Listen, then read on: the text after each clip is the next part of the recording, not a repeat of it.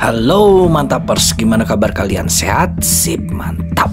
Kali ini gua mau membahas satu film yang dirilis pada tahun 2019 berjudul The Gangster, The Cop, The Devil.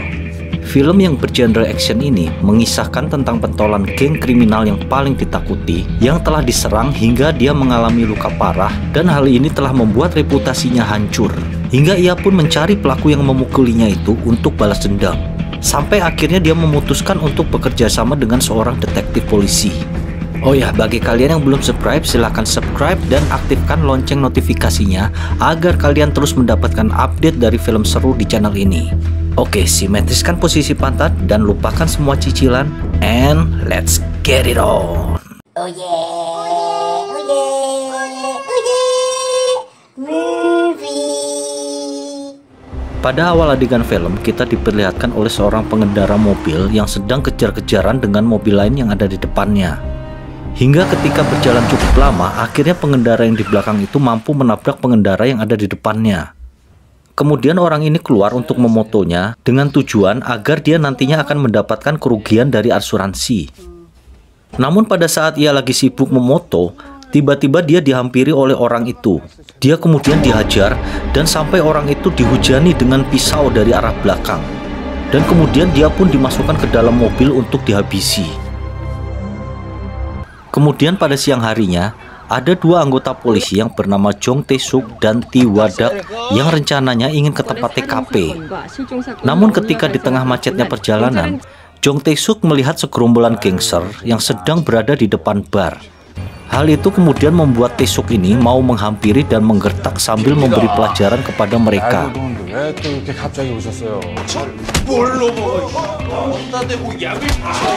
Sementara itu di tempat lain, sang pemilik bar yang juga seorang gangster yang bernama Jong Dong-su, dia mendapatkan info dari anak buahnya bahwa Tae-suk sedang mengacau di barnya. Kemudian Dong-su pun menelpon kepolisian untuk menyuruh Tae-suk keluar dari barnya. Memang Dong-su ini sudah bekerja sama dengan kepolisian atas bisnis barnya tersebut. Hingga akhirnya Tae-suk pun pergi setelah mendapatkan teguran atasannya untuk menuju tempat kejadian perkara. Sesampainya di sana, ia melihat ada bekas seperti goresan di belakang mobil. Kemudian Tae-suk memanggil Sujin sambil melihat dan menjelaskan bahwa ciri kasus ini hampir sama dengan kasus-kasus sebelumnya yang telah terjadi. Kemudian pada malam harinya, para polisi ini berkumpul di ruangan rapat untuk membahas kasus yang terjadi siang tadi, di mana para anggota polisi mengatakan bahwa kasus ini hanya sebuah kebetulan dan mungkin saja ini hanya sebuah kecelakaan, sehingga hal itu membuat pengemudi kehilangan nyawa. Namun saat itu juga Tae-suk mengatakan bahwa kasus ini adalah pembunuhan berantai yang dilakukan oleh orang yang sama. Tae-suk juga mengatakan bahwa dalam 1 bulan ini sudah ada 3 kasus yang serupa dengan barang bukti yang sama. Namun para polisi itu meragukan semua keterangan dari Tae-suk. Mereka bilang bahwa itu semua hanyalah kebetulan saja. Hingga pada akhirnya Tae-suk pun berjanji akan mengungkap kasus ini dan dia akan membuktikan bahwa tuduhannya itu adalah sebuah kebenaran. Sementara itu di adegan lain diperlihatkan bos kriminal yang bernama Dong-su ini sedang bertemu dengan saingan bisnisnya yang bernama Sando di sebuah bar. Sando ini adalah saingan terberatnya dalam persaingan bisnis perjudian, di mana Sando itu ingin meminta jatah wilayah kekuasaannya kepada Dong-su sambil mengajaknya bekerja sama dan berharap agar persaingan dalam dunia bisnis di antara mereka tidak memanas. Akan tetapi Dong-su membayangkan sesuatu yang tidak baik untuk kedepannya, dan ia tidak ingin nanti kekuasaannya diambil alih oleh Sando. Hingga akhirnya ia pun menolak ajakan dari Sando, dan akhirnya pertemuan mereka saat itu tidak berjalan dengan baik. Kemudian Dong-su pun pulang menaiki mobil sendirian. Pada saat dalam perjalanan, Dong-su ini sedang menelpon anak buahnya. Hingga di tengah perjalanan, tiba-tiba mobil yang ia kendarai ditabrak dari arah belakang. Hal ini membuatnya berhenti, kemudian dia pun turun. Orang yang menabraknya itu pun turun dan mengatakan kepada Dong-su bahwa dia tidak sengaja karena jalanan yang licin. Dong-su pun kemudian menjawab bahwa ini hanyalah masalah kecil dan tidak ada masalah. Dan dia kemudian menyuruh orang itu untuk pulang. Kemudian pada saat Dong-su ini mau masuk ke mobilnya, tiba-tiba ia diserang oleh orang itu dengan pisau. Hingga akhirnya perkelahian pun tak terelakkan.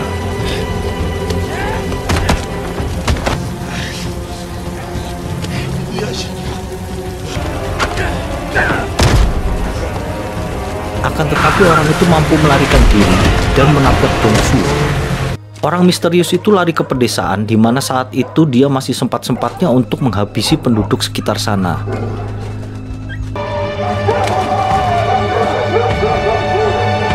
Sementara itu Dongsu langsung dilarikan ke rumah sakit. Anak buah Dongsu yang mendengar kabar bahwa bosnya telah diserang, mereka pun langsung merapatkan barisan dan langsung menyerang markas milik Sando, karena mereka tahu bahwa bosnya sebelumnya telah bertemu dengan Sando, sehingga mereka mengira bahwa semua itu adalah rencananya Sando, dan akhirnya pertarungan antara dua kubu pun tak terelakkan. Beberapa hari kemudian, keadaan Dongsu pun mulai membaik.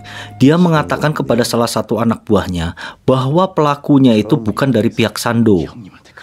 Pada saat itu, Tae-suk juga datang dan menanyakan pada Dongsu tentang kejadian kemarin.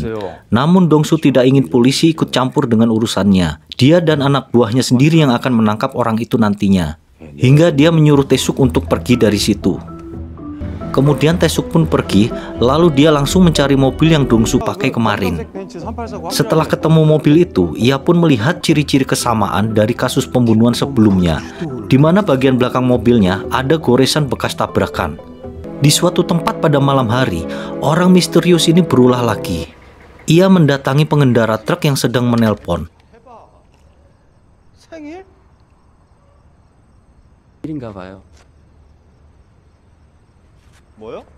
Dan tanpa basa-basi, ia langsung menusukkan pisaunya itu ke perut supir truk tersebut.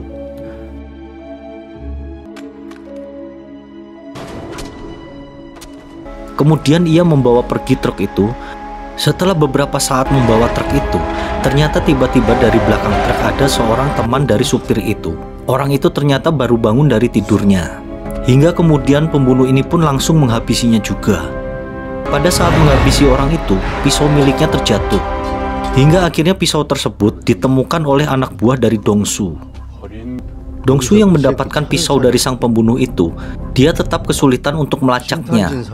Hingga ia pun memanggil Tae-suk untuk mengajaknya kerjasama melacak keberadaan dari pembunuh itu. Dongsu kemudian menyuruh orang lain untuk menggambarkan sketsa wajah dari pembunuh itu. Hingga akhirnya tampaklah gambar sketsa pembunuh itu yang hampir mirip dengan wajah aslinya. Kemudian Dongsu menyuruh anak buahnya untuk membunuh Sando dengan pisau milik pembunuh itu, karena dia takut kalau nantinya bisnis judinya akan tersaingi oleh Sando.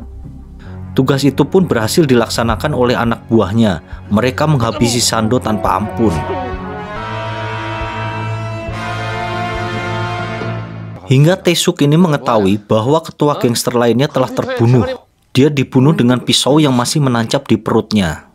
Karena kejadian ini, Tae-suk ini sangat marah. Dia langsung mencari Dongsu.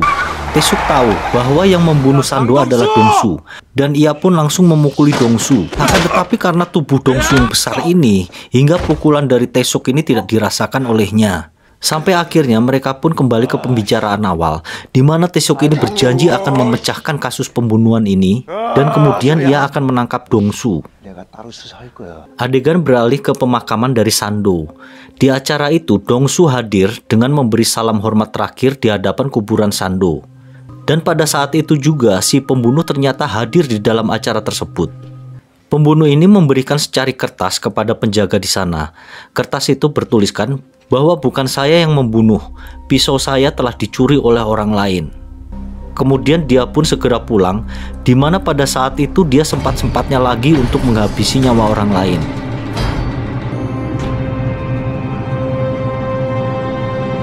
Sementara itu di adegan lain, tampak Tae-suk dan Dong-suk ini sedang mencari sidik jari dari mobil sang pembunuh.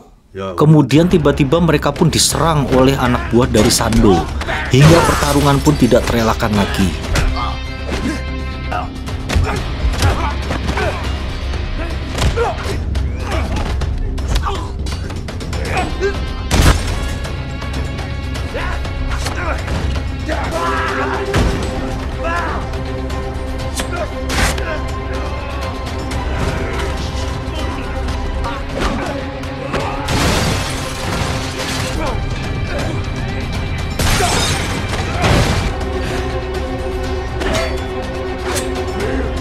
Akan tetapi pada akhirnya mereka berdua ini mampu mengalahkan semua anak buah Sando.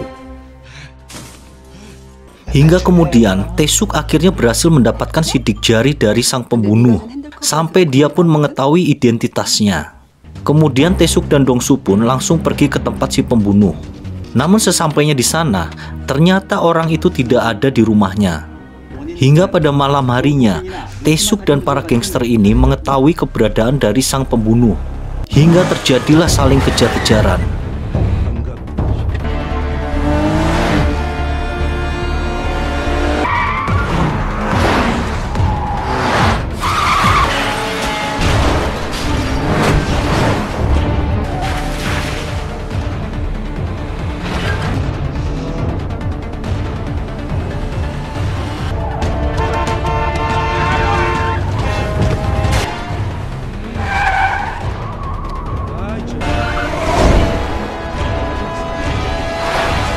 Sampai akhirnya mereka berhasil menabrak mobilnya. Namun si pembunuh ini berhasil melarikan diri. Kemudian terjadi pengejaran lagi, hingga Dong-su ini berhasil mendapatkan sang pembunuh itu, dan dia pun langsung menghajarnya. Kemudian Dong-su membawa orang itu ke tempatnya. Dong-su ini berencana mau menghabisi si orang itu.